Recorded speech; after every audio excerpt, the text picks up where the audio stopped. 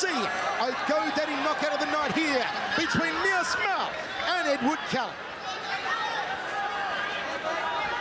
Inside leg early from Mia Smell. Quinn Kumai and judo stylist. If Kelly knocks out the Cambodian, this place will go bananas. Oh, there's the left. Oh, he does that, listen.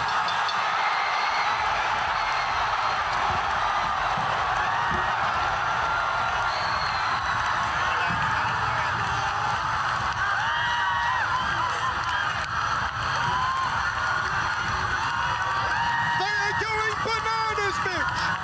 Oh my, Edward Kelly.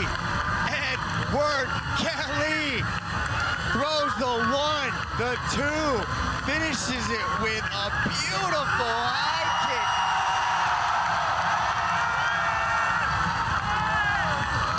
Amazing scenes inside the massive Mall of Asia Arena here in Manila. I told you they'd go bananas if you knocked out Mia Smell. I never thought it would happen that quickly. He just starched him. Those high kicks are a thing of beauty, and when he lets them go, when he has confidence and believes in himself, that is what Edward Kelly is capable of. Is that the GoDaddy knockout of the night? Beautifully done. Look at this. Look at this combination. Sees it, goes two, throws the hook, boom, and just catches it. That was a high knee that caught him on the chin. The high knee planted him like a tree. Will it be the GoDaddy knockout of the night here in Manila? Fantastical scenes. Just amazing. Let's go to Dominic Lau, who's about to enter this magnificent knockout into the record books. Ladies and gentlemen, your referee, Mr. Yuji Shimada, has put a stop to this contest after 21 seconds in the first round. For your winner, by way of knockout, Edward Kelly. We saw Jo Marie Torres with the fastest ever women's knockout in one championship history. That's got to be up there with the fastest ever knockout in the men's for the ferocious Edward Kelly. Ready? Fight!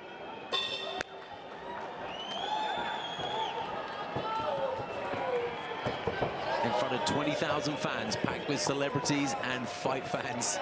What a night. A great stage for Benario to give us his best performance.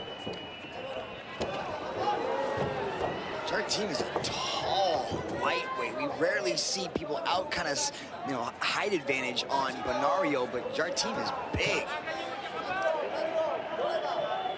Benario's pressing our team up against the cage now. Again, I asked him, I was like, what do you want to showcase here tonight? What are you looking for in front of your crowd here in Manila? And he was like, I want another submission win. So he's calling his shot, saying he wants to take Jarteam down and finish him on the floor. And that's kind of exactly what he's doing. Dropping down, changing levels. Jarteam goes for the ride. Benario gets into side control. He seems so much stronger at lightweight, Benario. Oh yeah, this is one of the individuals that the weight cutting, yeah, really benefited. Yeah, extreme. Like we're seeing an entirely new Benario as he's not able, because he doesn't have to worry about the massive weight cut, and he walks around at 79 kilos. He can concentrate on his conditioning at a comfortable weight, at a strong weight, and that's what we've seen from him in the last year or so. Yeah, he says he has to diet down so he can't eat as much, but he has to lose a little bit of body fat to make the weight. And without the weight cutting, without the water restriction, he's a completely different athlete. Just one of so many world champions in the arena tonight. Honorio Benario, the former featherweight title holder. Edward Falayan's coming up. Angela Lee's here. Brandon Vera's here. Rich Franklin's here. Manny Pacquiao's here. Action! Nice transition from Jarteam. Benario tried to go knee on belly.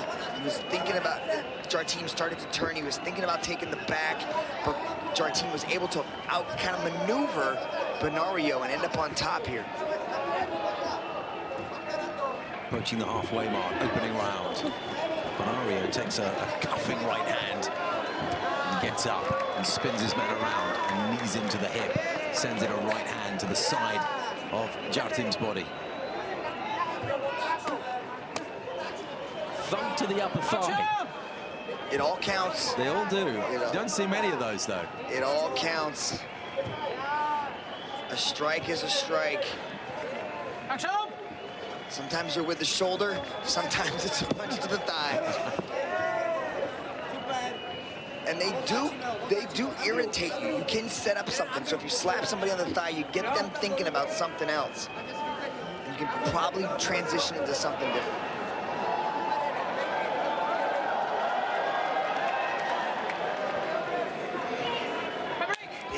Yuji Shimada, yeah, not happy that there's enough action going on. Throws them to the center of the cage and they get straight into it. Benario goes again for the takedown. Whoa, took a big up kick from the sole of the foot there from Jarteam.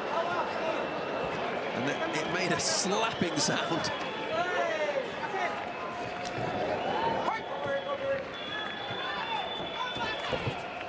And Jarteam goes for a takedown of his own. Very well done. Slid right under the punch, got the double leg.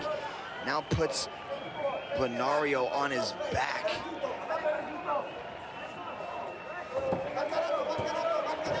One minute left in the first round. Benario able to stand back up, press Jarteam up against the cage. He's got 2 underhooks now. No holdings. So he's going to be able to get a little bit better body control. He's got that head pressed up against the cage there. Back into the center of the cage. Honorio Benario then gets pushed back across the cage. Hand around Benario's leg, and you can see the height difference. See, this clinch fighting is such a strategic game. You know, you've got to make sure you get your head in the right position, that head pressing up against Jarteam. See how he's got his head underneath the chin of Jarteam? Opens up, keeps the head high so he can slide an elbow right in there. Brandon Vera liked that one quite a bit. Just looking at them there, they really made another slapping sound, didn't it? There it is, that forearm again. That's exactly what he needs to do when he gets this cage position. Keep the head open him up, drop in these strikes. First time we've seen Jaroslav Jarteam, 24 years old. Spent a lot of time in Prague in the Czech Republic. That's where he learned his game. There's Manny Pacquiao in the locker room with Eugene Toquero and Victor Cui. Enjoying the atmosphere, I'm quite sure. Shan Rotana looking for a photo as well with the former world boxing champion. Big round for Benario. Let's see if Brandon Vera has that one scored so far. Brandon? So, you know, it seems like both of these guys are going, it's a battle of attrition right now, first round. Both guys are kind of steady at their pace. They're taking each other down, working on the reversals and getting back up. A lot of ground control from both fighters. Let's see what happens. Have them open up on their feet next round. Seconds out, please. Seconds out. There's that forearm to the head of Jarteam. Benario's style has changed fairly significantly in recent times. We talked about the weight difference and how he is stronger, but Team LAKAY as a whole have improved their grappling games, specifically their takedown defense. But now you would almost think that Benario was naturally a wrestler and a grappler. Big head kick there, just barely misses Benario, slid underneath it. And again, he goes right in for the takedown. This is definitely something that we're not used to seeing. Benario consistently shooting for takedowns and not throwing those heavy hands and kick strikes.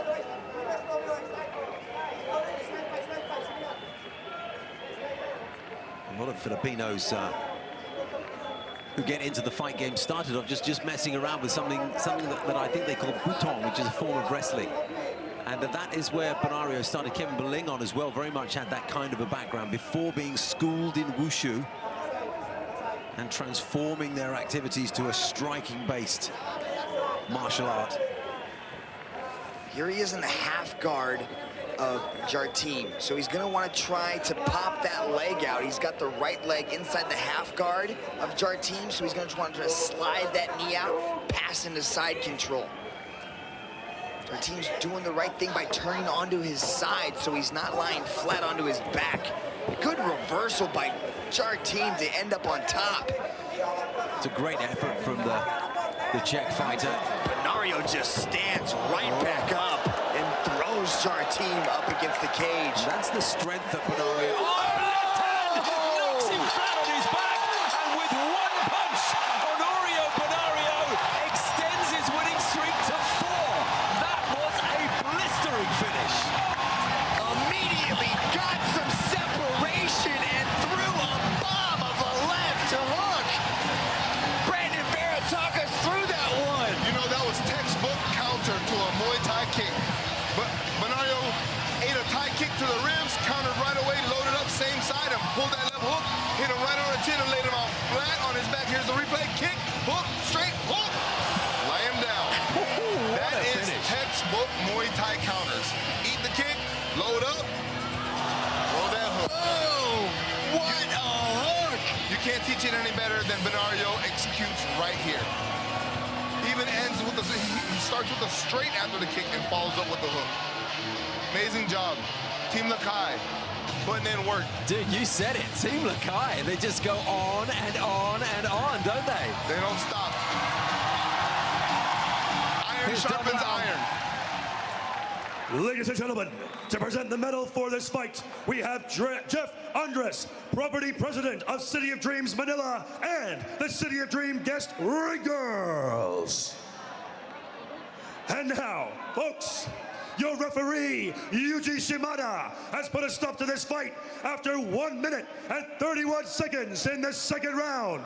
For your winner, by way of knockout, Honorio Benario.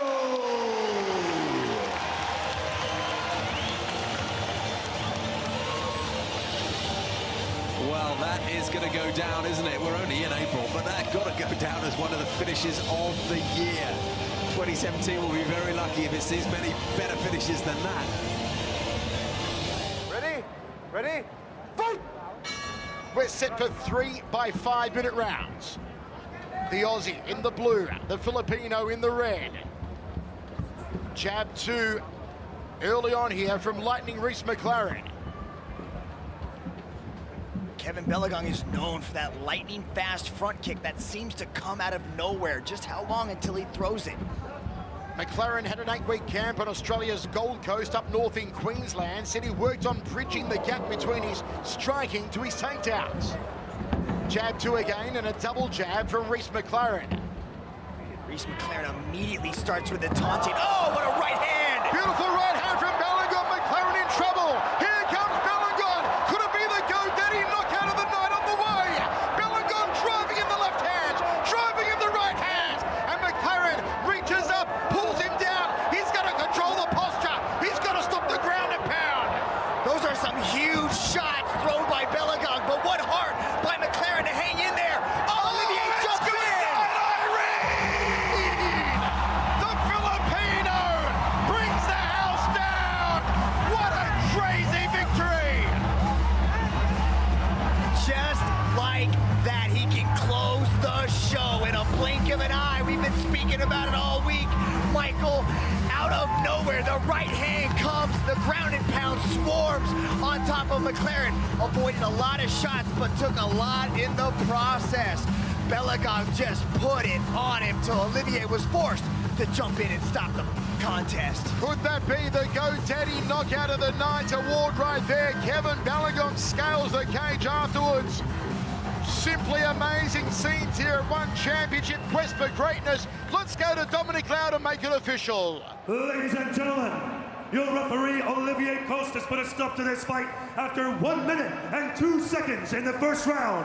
For your winner, by way of knockout, Kevin Belagang. For the Australian Reese McLaren, jubilation for the Philippines, Kevin Belagang.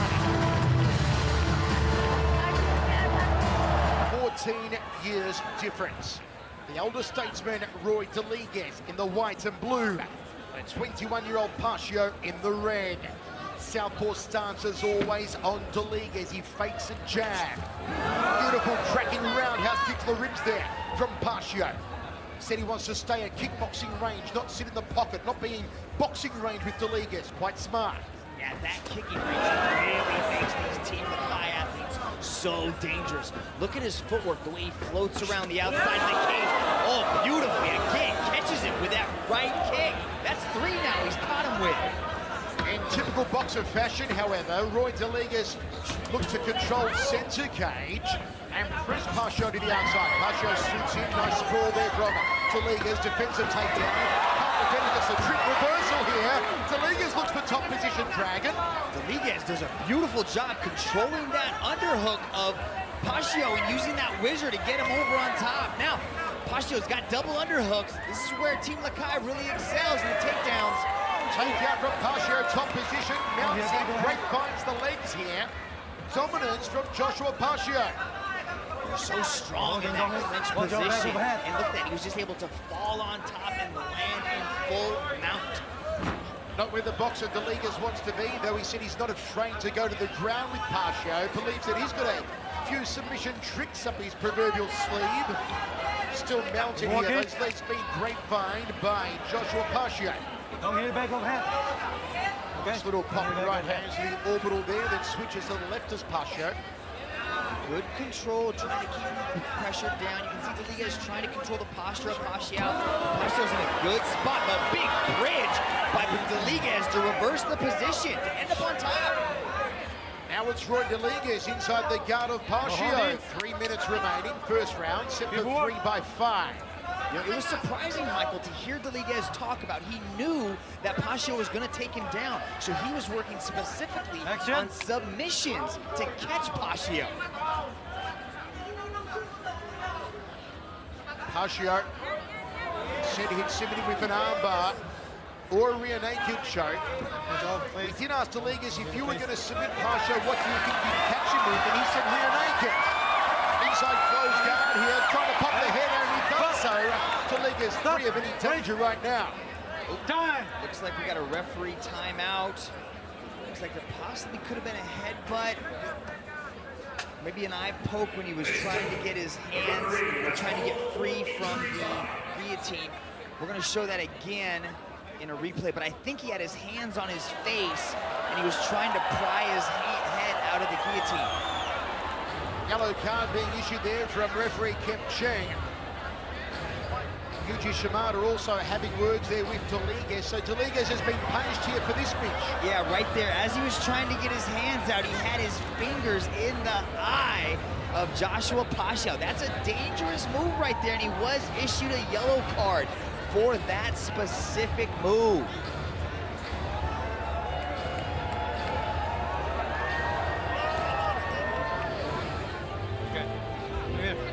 Kim's only been brought onto the One Championship team recently, but already doing an outstanding job.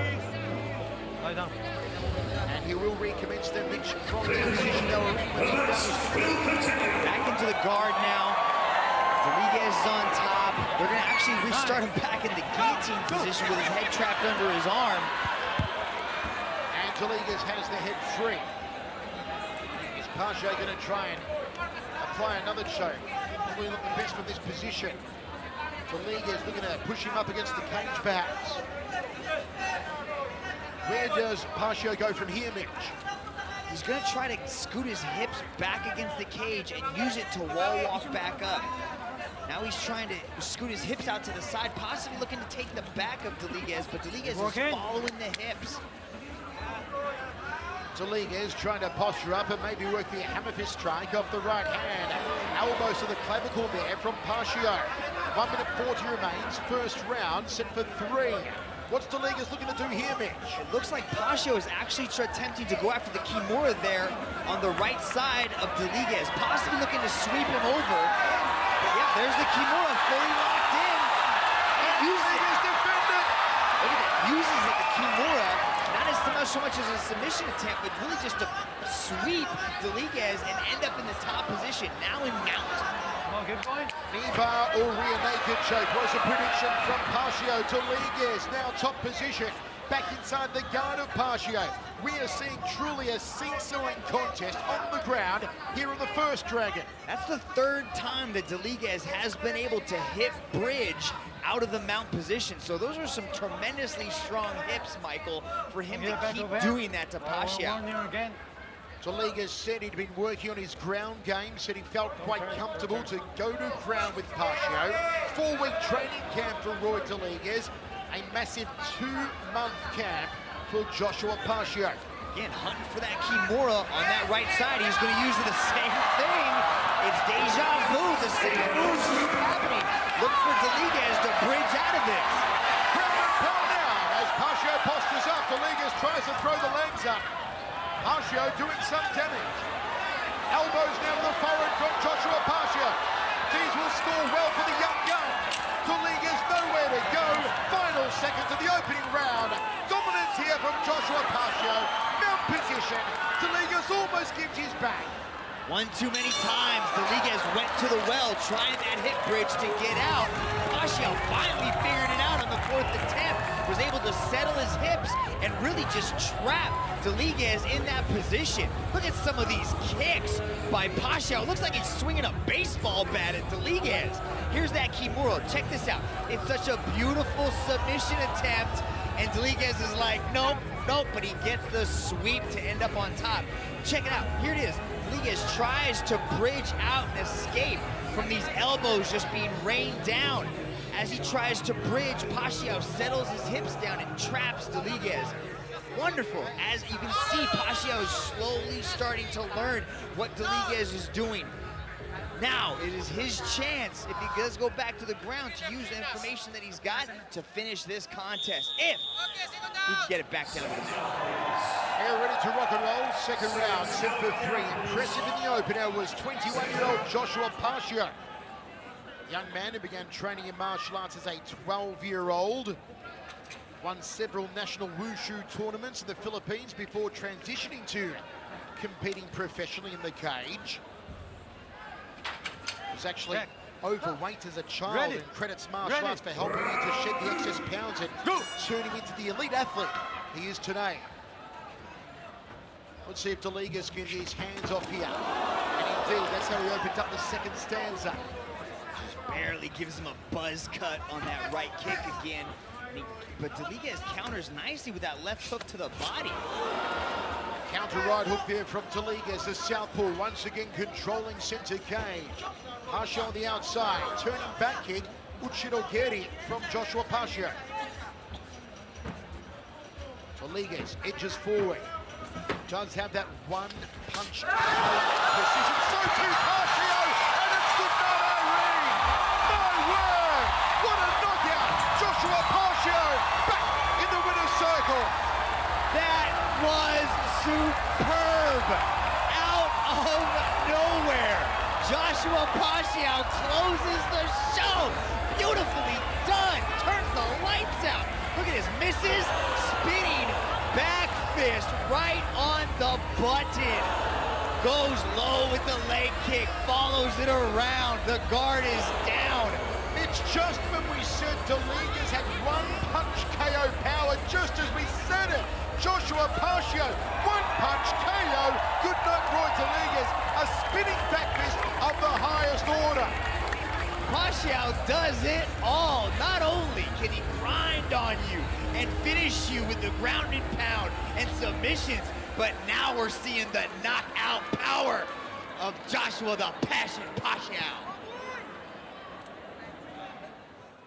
Ladies and gentlemen, your referee, Mr. Ken Chen, has put a stop to this contest after 38 seconds in the second round for your winner by way of knockout, Joshua Pacio. Listen to the ovation here in Manila. Tears of joy for Joshua Pacio. Back in the winner's circle.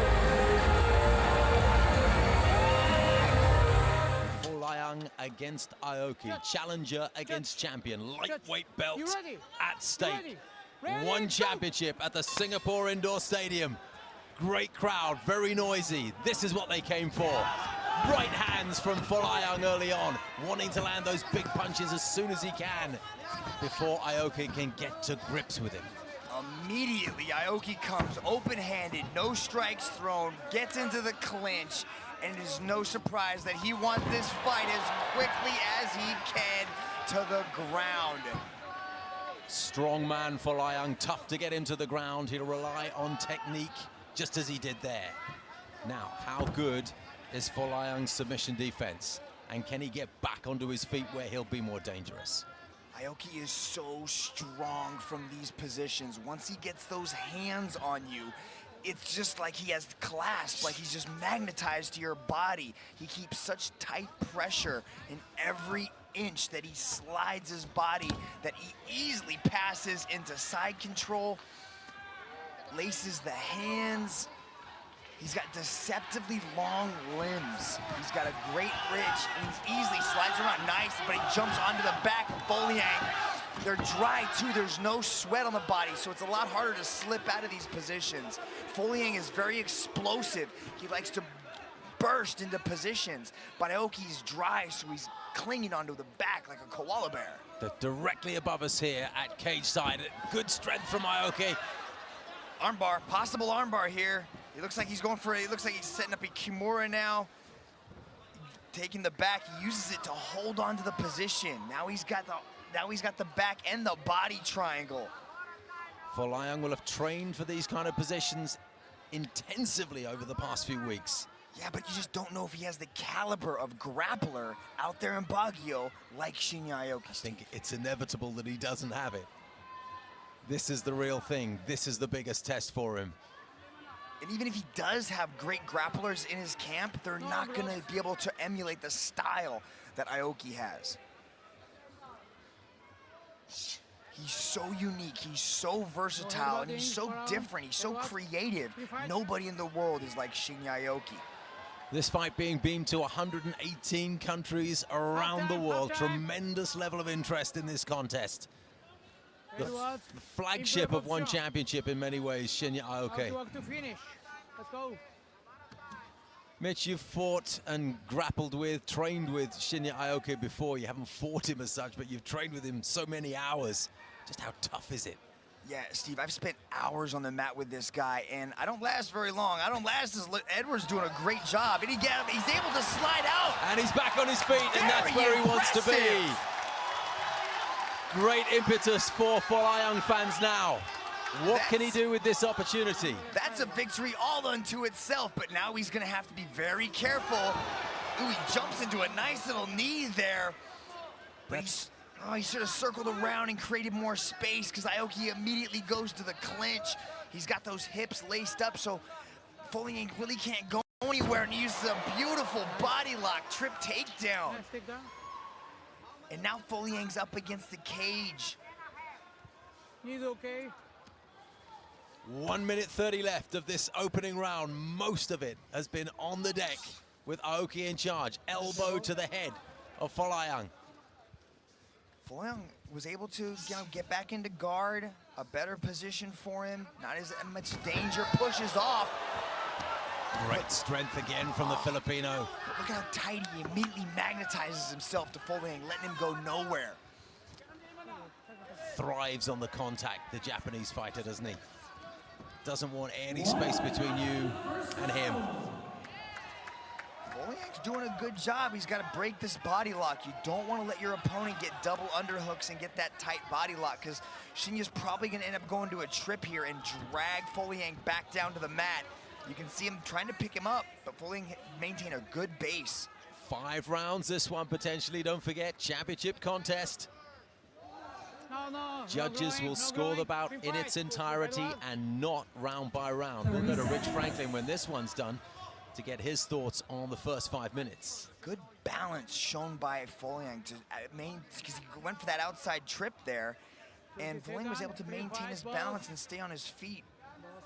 And he's actually looks like he's going to get out of the first round after some very dangerous. The entire hush has fallen over the Singapore Indoor Stadium as this packed crowd is just waiting for nice good trip. beautifully timed. Right as Folayang was throwing that knee, Aoki swept that foot out and just scored with another takedown. We can see, here's Aoki threatening with a possible Kimura, was able to maintain that position with the Kimura, using those long legs to secure the back and just jump on there with that body triangle. It's probably pretty evident how this round has been scored, but let's go to Rich Franklin just to get his opinion on what's happening so far. Yeah, obviously this fight is all about the ground control. Aoki is taking control with the takedowns. He's controlling Folayang on the ground.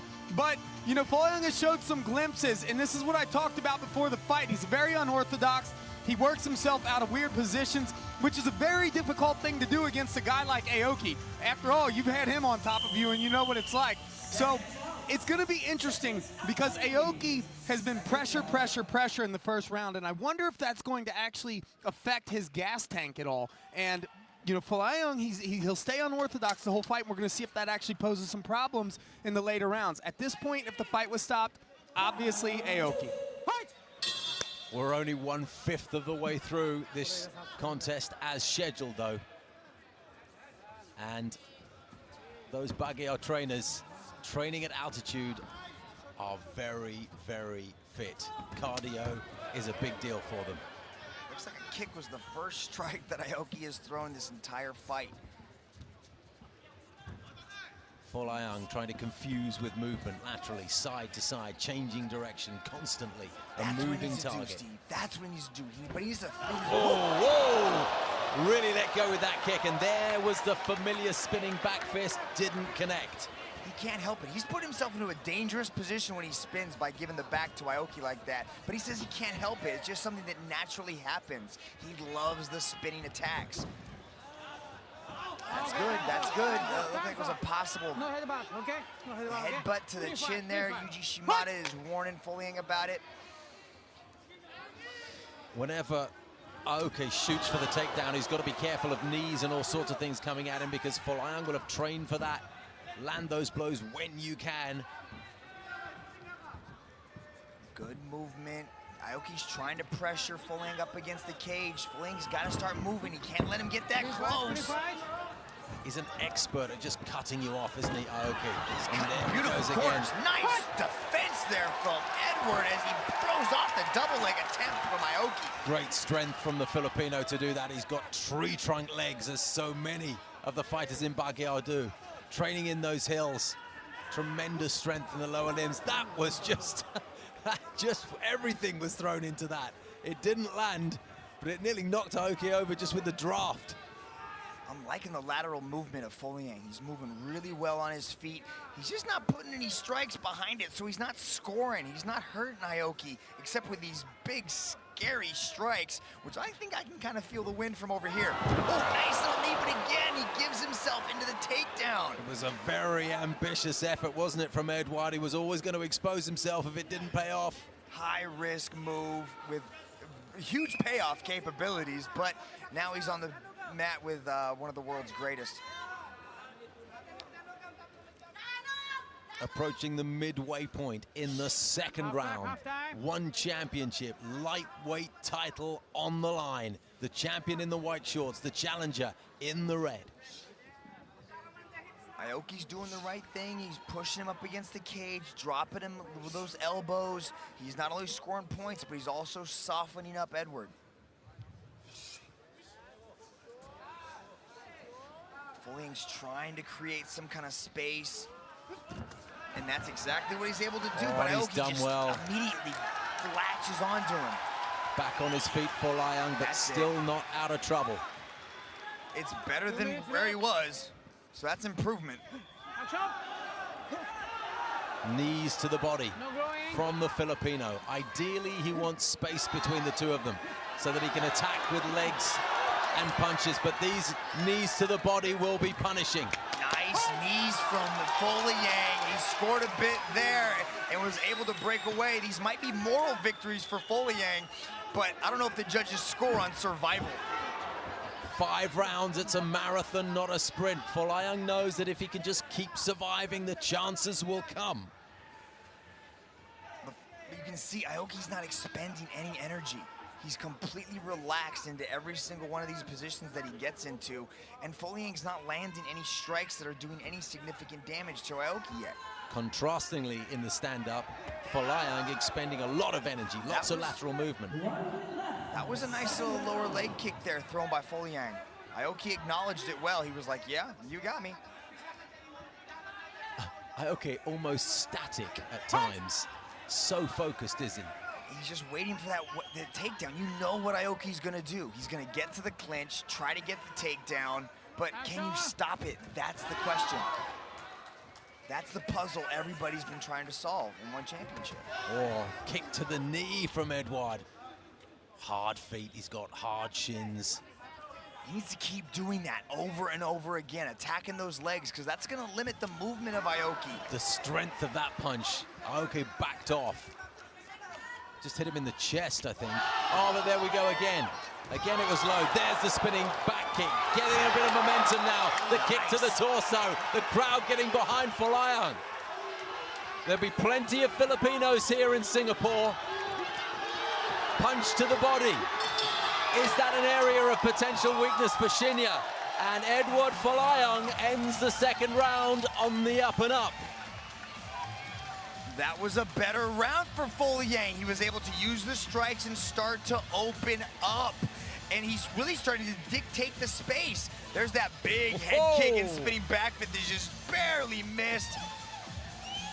Big attempt, good, he stopped the takedown. These are moral victories. These are gonna add to his confidence. You can see Folayang immediately gets into guard, keeps him nice and tight. Rich Franklin, what do you got so far? Well, I'll tell you, Folayang had a couple takedown defenses in that round. They ended up on the ground, which wasn't a takedown by Aoki. However, Aoki added to his ground control lead. At the beginning of the round, it was really interesting to me because even though Folayang was moving side to side laterally, Aoki was moving in such a way that Folayang couldn't really commit to anything. He couldn't mount any damage on the feet. Anytime he committed, he knew he was going to end up on the ground. But at the end of that round there, you could see that Folayang was moving forward more and more, and Aoki was back. And at the end of that round, you could see that Folayang was landing the strikes. He closed the lead a little bit there, but still, if the fight was stopped at this point in time, Aoki would still have the decision. I like what you're saying there, Mitch. Little moral victories here and there, confidence boosters for Folayang, just that he can bring forward. Give himself a little bit of encouragement. The attack from Aoki. There's that flying knee again. That is getting timed very well, but look at this. He's able to shrug. Oh, and the knee to the head as well. And Folayang has got Shinya in trouble. Punches to the head. The noise behind me is deafening. Folayang looking for the finish. Shinya Aoki is standing very, very closely, watching hard. Nothing's coming back from Aoki. We're only half a minute into this third round. It's perpetual motion from the Filipino. And it is all over.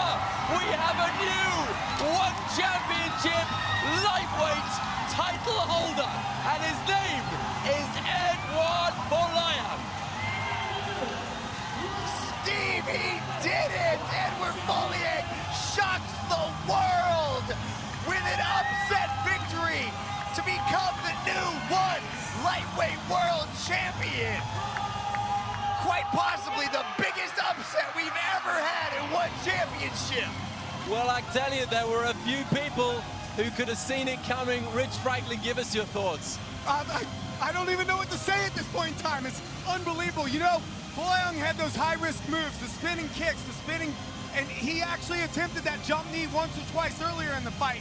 And you knew that if it landed, it was going to pay off for him, and it paid off right there. You can see from the replay, Aoki offering nothing in return, defending as best he could, but nothing was coming back, and that was the deciding factor in Yuji Shimada's decision to stop the fight, and the tears of emotion, so apparent.